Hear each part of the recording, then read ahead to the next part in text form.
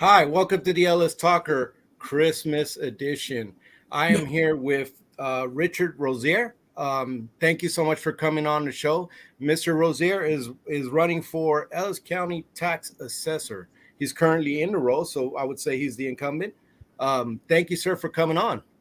Well, thank you for having me, DB. I'm glad to be with you tonight. I love having on people that want to run in the local community because I want people to know who they're voting for. And something like the Ellis County Tax Assessor is very important. Can you go ahead and tell the people, because obviously from the census, if you saw that, there's a lot of new people here. Absolutely. Can you tell them a little bit about yourself? Well, our office deals directly with the growth that we're having in Ellis County right now, which is pretty exciting, but it brings a lot of challenges with it. So we register all the vehicles in Ellis County. So if you have a boat, a car, boat, we don't register boats, but we register the trailers the boats ride on. But a car, truck, RV, anything that moves like that, we register in our office. And there are over 200,000 of those vehicles now in the county. And so we stay quite busy with that. We also collect all property taxes for the county. So if you're paying your school tax, your city tax, any type of a property, or what we call ad valorem taxes, we collect that. And we collect over $400 million a year in property taxes. Right now, we have about 94,000 different property or parcels accounts. So it's quite a big job. We have 4 offices in the county. One in our main office is in Waxahachie in the courts building on Jackson Street. And then we have one in Ennis, one in Red Oak, and one in Midlothian. So we try to cover the county, and we encourage people, if they've got tax or motor vehicle issues, to come into one of our offices that are close to them. That's kind of a broad overview. That's a broad overview of the tax assessor, and I appreciate that. But I wanted you to tell them about you personally. Okay. All right. Well, me personally, my wife Karen and I live in between Waxahachie and Midlothian, kind of out in the county. We've been here on this property for 14 years. We purchased it probably 16 or 17 years ago. We grew up in DeSoto pretty much. I was actually born in Mississippi and lived in Louisiana and Tennessee before coming to Texas, but in 1973, and this gray hairs for a reason, but in 73, my family moved to DeSoto, Texas, and grew up there, went to high school. Karen and I went to the same class and graduated, got married really right out of high school. I attended college at Howard Payne University in Brownwood. We have one son, Daniel, and his family, that our daughter-in-law, Kelly, and our 3 grandkids live here in Ellis County. And he's a firefighter in Irving, and she is a dietitian and in Dallas. And so we're very blessed. They live near us here, so we get to see our grandkids and fellowship with them a lot. So that's kind of my background, or at least personal information. Well, I appreciate that. People like to know definitely who they're voting for. So you told me about what the county assessor does and is responsible for. Why did you decide to run for Ellis County Tax Assessor? Well, as you said, I'm the current tax assessor. I'm not the current elected tax assessor, and there is a difference there. People need to understand that. So John Bridges was our tax collector for over 20 years. And retired in January, or announced he was retiring in January. So the commissioners looked for a candidate to fill his, when there's an opening with an elected official in the county commissioners court, the judge and the 4 commissioners can make an appointment to fill an unexpired term or a portion of an unexpired term. So they talked to several people. There were several folks that kind of put their name in the hat. One of the commissioners and some others asked me to put my name in the hat for consideration. I did, and I was selected of the candidates who put their name in. So I've filled the role since March, and really excited about doing it. I like doing it. I'm enjoying the work. It's a job. I mean, you got to show up and go to work every day. It's not. There are a lot of great people working hard at the county. I want you to know, but I've been pleased to be a part of that. And I'll have to tell you, DV, I never thought. When I grow up, I'm going to be a tax assessor collector. I'm not quite sure who. Right. I don't know who thinks that. I never thought that way. And but I've always had a heart to serve. My first service appointment, if you will, I was the chaplain for the DeSoto Police Department many years ago. And I've been a mayor. I've been a council member. I've been president of a fire district. I've been the chairman of the Waxahachie Chamber of Commerce. I chair a nonprofit now here in the county called the Heights. So it's just been about service for me. And when the opportunity to serve our community arose, I answered the call. And I'm happy to be able to have the chance to do it. Really excited about having a chance to do it. Well, that's pretty amazing that you've been serving and doing this so long and doing it in different roles and capacities for your community. I mean, that's a really commendable. Thank you so much for serving your community. Thank you.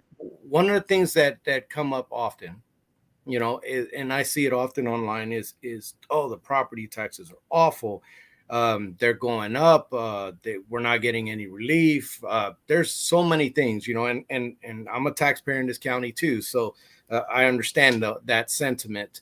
If Richard Rozier was elected, do you have anything to do with raising, people may not know, with raising those taxes? What is your role there?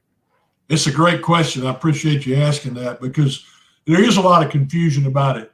So when you hear the word assessor collector, obviously the collector part's pretty obvious. We collect the taxes, but the assessment part of it is not, we don't assess the value of your property. So how much the appraisal district does that work. And they come along and they say your house is worth so many dollars. We take that with the tax rate that's passed by the county or the city or the school district or the fire district or whoever the taxing entity is. And by the way, right now we have about 47 or 8 of those in Ellis County, and we collect for all of those.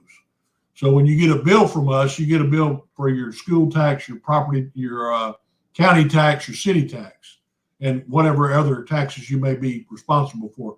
If you live in a public improvement district, we collect the taxes for that, but we don't set the rate of any of that. That's all set by other elected officials. And so then the county, the commissioner's court, the judge and the 4 commissioners set the tax rate. In the city council sets the tax rate. In our school district, the school board sets the school rate. We take those rates and apply them to the value that the appraisal district sets, and then we collect the appropriate amount of tax. Well, so that you're not the one to blame for taxes then. No, somebody said to me the other day, DV said, I got a tax bill from you, and I went, well, I got one at my house too. So, yeah. And that is the truth. No, I don't. We don't say. I know. I get it. Nobody wants to pay tax. I don't want to pay taxes. Yeah. But in our society, it's part of keeping the roads and keeping things going. I'm a very conservative. As a mayor, I never voted for a tax increase. As a member of a taxing entity in the fire district, I never voted for any type of tax increase. So I'm very conservative. I believe in keeping tax rates low. But in this job, that's not my responsibility. Okay. Your job in this one, or your responsibility, is making sure that the taxes that are supposed to be collected are collected, right? That they're collected on time, they're collected fairly. Nobody's overcharged or undercharged. It's not fair that somebody has to pay more tax than you do. So you got to whatever you're responsible for, you should pay it. So we collect that. But the other thing that we do is, people may not realize this, but if we get a deposit in our office in property tax at let's say 5 o'clock tonight, we send a deposit to the bank electronically. Tomorrow, we're sending that money to the school district, to the county, to whoever it belongs to. We don't keep that money. That money goes through our office and out to whoever it belongs to. So you don't get the new Porsche or Lamborghini. It's not coming to you. No, we don't. That's not part of our benefits package.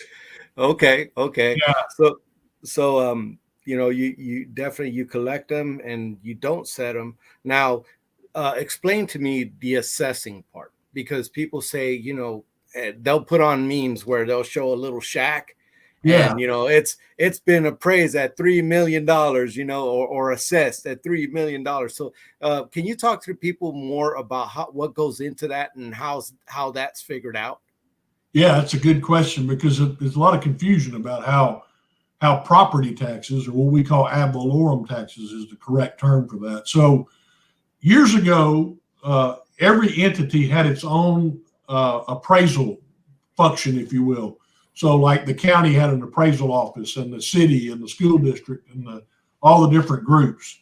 And you might live in your house, and the county might have your house on for $100,000, and the city might have it for 200,000. I mean, it was strange how. So in 1978, the legislature passed a law called the Pivotal Bill, and the Pivotal Bill created countywide, some places out like in West Texas where there's small population counties, huge counties, but small population, they might have a appraisal district that covers multiple counties. But for us, we have what's called the Ellis County Appraisal District. Now it's called the Ellis Appraisal District.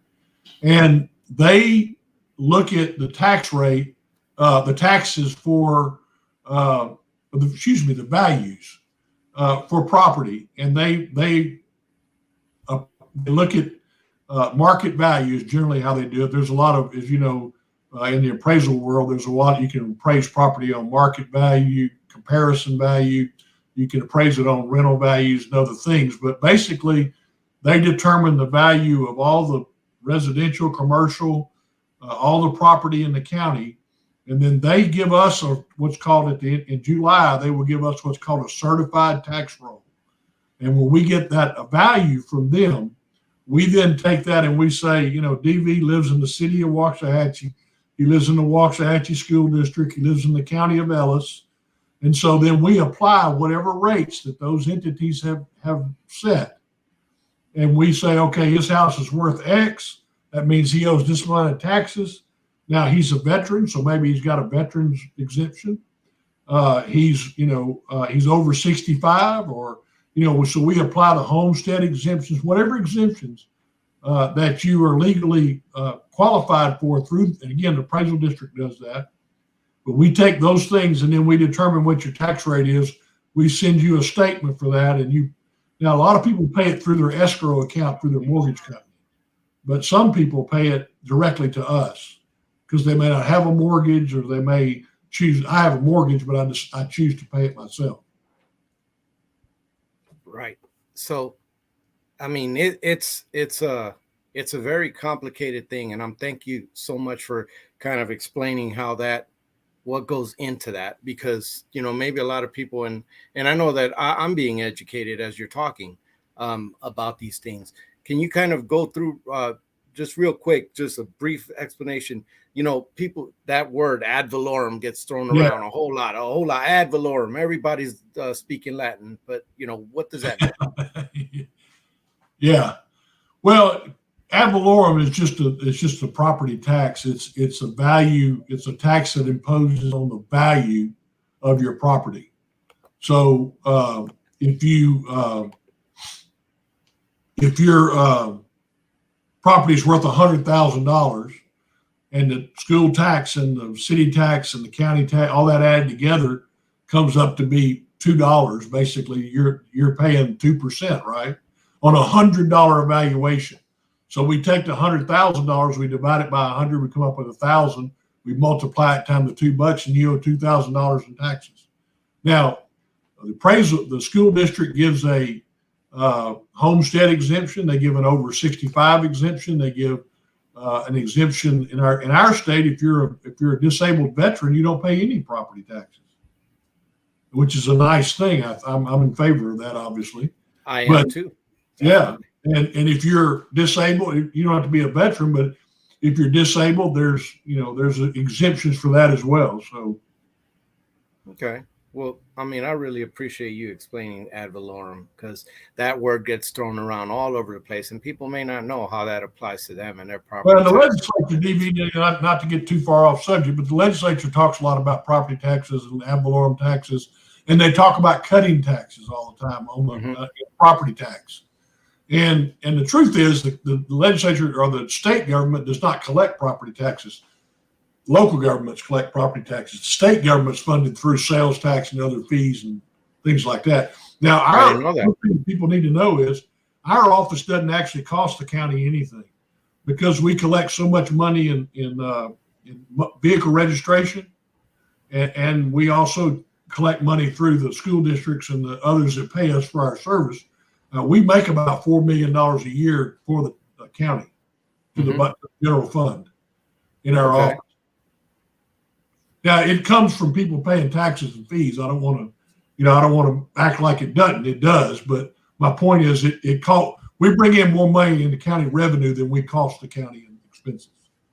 Okay, that's a hard one, because that revenue is coming from, people. You too. I mean, you paying property taxes as well, so it's coming from everybody. Well, nobody wants to register your car. If you buy a car, you got to pay 6.25% sales tax on it. We collect that money, right? But the state pays us for collecting that. They give us a fee to cover the cost of the office. Okay.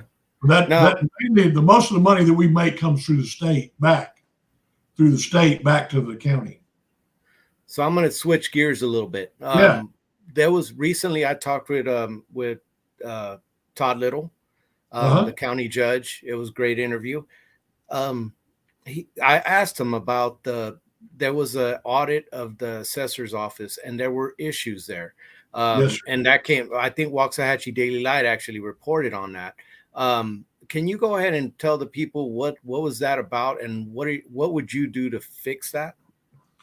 Well, I am working hard to fix it. And quite frankly, the assessors, the tax assessor collector's office had just gotten behind on just balance and check. Well, let me put it this way, in our common vernacular would be, we weren't balancing our checkbook. And we've got 5 or 6 accounts in the tax office. So, and as I told you, just in the tax side, not counting the motor vehicle side, but just in the tax side, it's about over $400 million a year runs through that office. Well, money had been collecting in some of those accounts over the years, because they had not been, your viewers may not know this, but a county has what's called a county auditor. That auditor is appointed by the district judges. It's not appointed by the commissioners. And the auditor has the right to look at any book or any account or any office in the county and find out, hey, where'd the money come from? Where'd it go to? Where is it? Well, this auditor that we have now takes her job very seriously. And she went into the tax office and she basically said, I need to see everything. Well, as they started digging, they went back years. I'm talking about, in some cases, past 2003, and found pockets of money that never got distributed out, never went to the right entity like it should have been gone. And then there was money that was in the motor vehicle department that was stolen. And there's been 2 people indicted for that. There's people indicted. Can you briefly talk on that? Well, it happened before I got there. Okay. They were arrested after I got there, but the crime, the alleged crime, I should say it that way, because these folks have their right. Presumption of innocence, right. And they've been charged but not convicted. And that you can read about that in the paper. I'm not telling you anything that's not already out in the public eye. But so the actual actions took place before I got to the tax office, and so I don't really know whether what this. I know kind of what they've been accused of, and I know what the accounts look like, where the money was taken, but I don't know.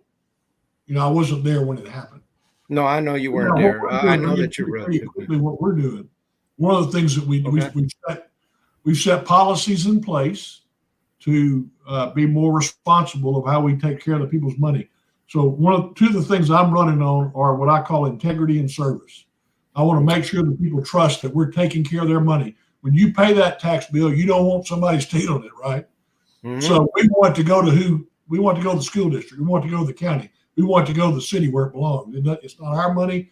and it's certainly not the employee in the tax office's money. Right. So integrity is huge for me, and I believe very strongly in that. So we've set in place some we're putting in processes, if you will. Number one, we're balancing our checkbook, right? We're doing reconciliations of our bank accounts on a monthly basis. We're having the auditor come in every 90 days and audit our office completely from top to bottom. We have, when an employee leaves, with auditors coming in, they count the drawer. They make sure that, if that employee goes to another, whatever happens, that, everything's accounted for correctly. And so we're working hand in hand every day with the auditor's office to make sure that everything is up board and done correctly. Can I just interrupt you for a second? I'm sorry, but I wanted to ask you, so there's auditing going on. Is there stuff still being found wrong, or is this now you're doing as a preventative? Yeah, if you read the report that the auditor put out that you talked about was in the Daily Light and some other publications, and anybody can go to the county website and get that information. Oh, thank you. In her report, she gives a very detailed explanation of, what accounts were off, why they were off, where they were off, and the steps that we're now taking to correct that. Not only correct what happened, but to make sure it doesn't happen again. That's the key part for me, because now I'm there and I'm going to be responsible. I am responsible by law and by ethical behavior. And, I'm going to make sure that we account for the money and that none of it goes missing or in any way. So we're doing that. The other thing the commissioners did give me when, new budget started in October 1. So I'd asked the commissioners to approve an internal audit position in the tax office. So we have our own bookkeeper now that is every day watching the transactions. And then she reports to me. And, I'm watching those transactions on a daily basis as well. Okay. So you have checks and balances and stuff that you've implemented. And there's a lot of other procedures. One of the things that we, quite frankly, is a pretty simple thing. But one of the things we said is we have a big safe at the big office here. And nobody goes in the safe by themselves. It takes two people to go in the safe. We have cameras in the safe. So, we're doing everything we can do to make sure that we're accountable. Well, that's a good thing because, if and I appreciate you talking about the previous issues. I know that those things can kind of get a little sticky. And I know that there's some things that you can't speak on. So I really appreciate you talking to the people of Ellis County about those things and being candid about it. There was a problem and here's what you've done to fix it. So, I mean, that's assuring. I'm sure people can find out more about what was found. And you said that would be on the tax assessor's office website. The audit report is not on the assessor's website. It's on the county website. But if anybody wants it, they can call my office. I'll be glad to get it to them. They can, the story that you're talking about that was in, I know the one that was in, not the Daily Light, but the Sun. Waxahachie Sun is actually posted on my website, on my, not website, my Facebook page, my campaign Facebook page. So they can read that.